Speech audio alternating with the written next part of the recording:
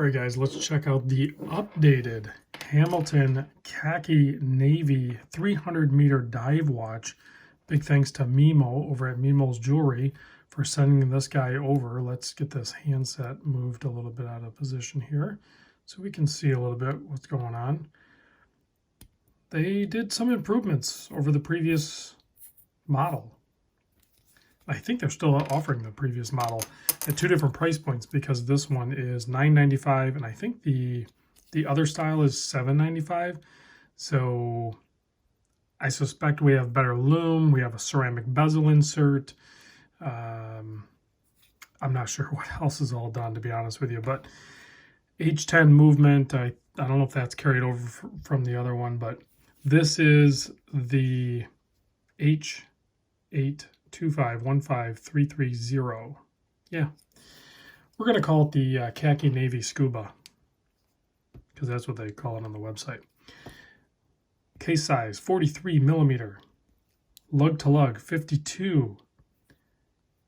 It looks thicker than it really is. It's actually only 13 millimeter thick to the top of the sapphire crystal. I think it's partly because the case back is like really flat up against the case. So it looks a little bit beefier than it even really is because, I mean, Seiko dive watches are usually about 13.5. So this is thinner. It's just spread out more. 22 millimeter lug width here. 7.5 millimeter oversized screw down crown. This guy weighs in on this rubber strap at 124 gram. You have two keepers here, one floating and one kind of with notches in the rubber to hold it in place. And then check out the tang and buckle here with the H in it, and it's kind of like a skeletonized large center one and very angular, very cool looking, but not beast-like. It's like still, you know, because it's skeletonized and it's a little bit thinner, it still seems like it's not overpowering. I like that. And then check out the khaki molded right into the strap. That is very cool. In these slots, there's tons of them, and they're pretty close together, so plenty of sizing options there. And then, of course, you have little Hamilton H's underneath for traction and for airing out. So, H10 movement has an 80-hour power reserve, has some anti-magnetic properties, and you can see it beats a little bit slower than 4 hertz, but it's still, you know, spinning that second hand pretty good.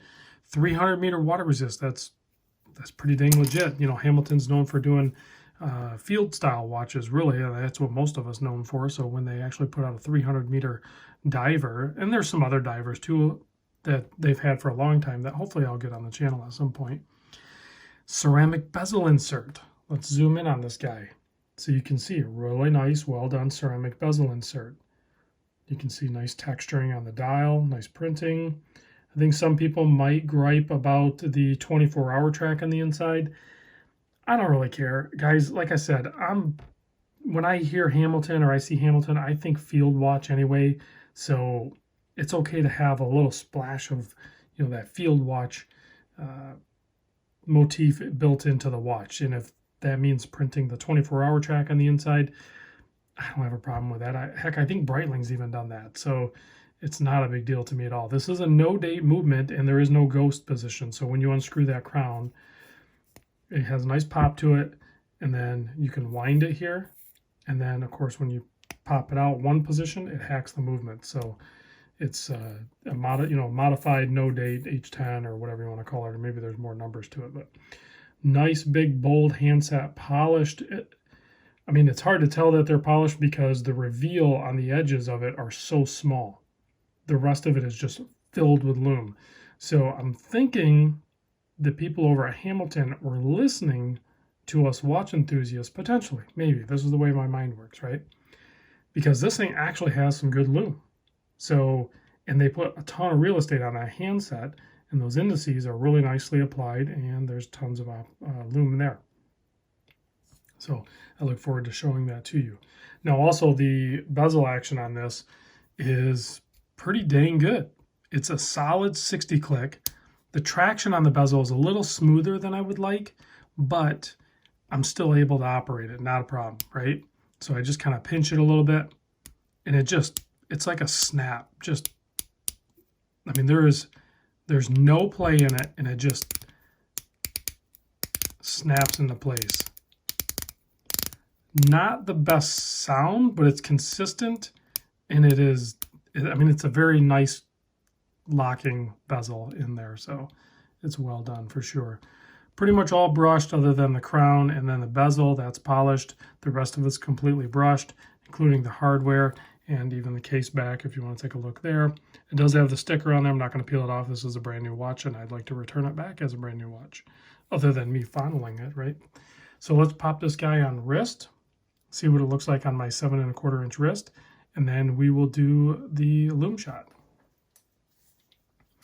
Now the retail price, I mentioned the retail price, guys, but don't get scared off on that stuff. There's going to be a discount. If I can put one down in the description, I will, but a lot of times I can't. I think I might be able to with Hamilton, I'll see.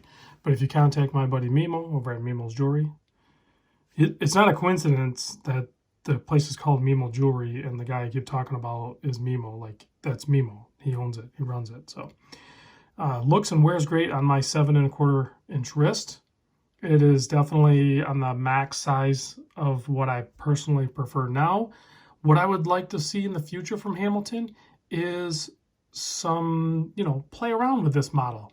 Let's see a titanium one. Let's see a DLC black coated titanium one. Let's see the same kind of thing they do with some of their field watches. I'd like to see them do it with their Navy divers. Now, will they do that? I don't know. Probably not. I suspect that this is just a little experiment to just kind of keep this line going. Obviously, this is not their bread and butter. This is not where they make all their money. But there are some cool colorways in this, and I like to see them throw a little bit of effort, time, and money into the dive style watches, or divers. Actually, it is a diver. So it is kind of cool to see them branch out like that. Gives us more options. Like if you really like the brand Hamilton, now you can have a Hamilton diver too. You always could have, but I feel like this one's just better. This one's well sorted. Also, I think in my live stream, somebody kind of pointed out that they got vibes of the, the Casio Duro. Size-wise, this is kind of like the Casio Duro. I remember the Duro being a larger, but the quality of the Duro is definitely matching its price point. Whereas, like, if you really like a Duro, but you wanted a premium Swiss-made one, then maybe this is a really good option. Like, if you had that Casio Duro, you love it, and you just wanted that kind of almost exact same size, fit, and finish to be a next level, this is that watch, I think. And it's still under that $1,000 point, and probably a decent discount on them, usually close to like 20%, 15-20% or more maybe. So expect that, I would think. All right, let's check the Lume on this. See, I wasn't lying to you guys. Hamilton can do Lume. They always could have, they just didn't for some reason. And now they are, and I like it. I'm guessing this is like C3 because it's bright and it seems like it's lasting pretty good. All right, guys, thanks for watching. Thanks, Mimo, for sending this over, and I'll see you guys in the next vid.